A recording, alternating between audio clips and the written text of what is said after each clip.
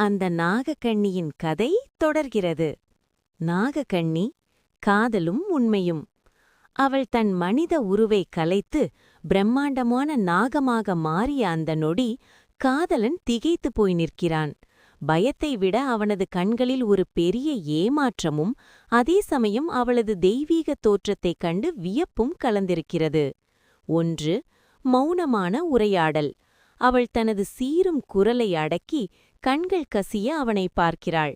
நான் ஒரு மனித பெண் அல்ல, இந்த வனத்தையும் நாகமணியையும் காக்கும் நாகக்கண்ணி. உன்னிடம் மறைத்ததற்கு மன்னிப்பு வேண்டாம், ஆனால் என் காதல் பொய்யல்ல என்று மனதால் பேசுகிறாள். 2. காதலனின் முடிவு. அவன் மெல்ல அவளது செதில்கள் மின்னும் உடலை தொடுகிறான்.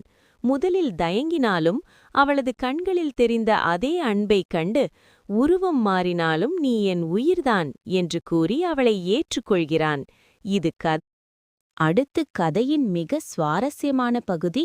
அந்த நாகலோகத்தில் உள்ள மற்றும் நாகங்கள் எதிர்கொண்டனர். அப்பொழுது யாரும் எதிர்பாராத ஒன்று நடைபெறுகிறது.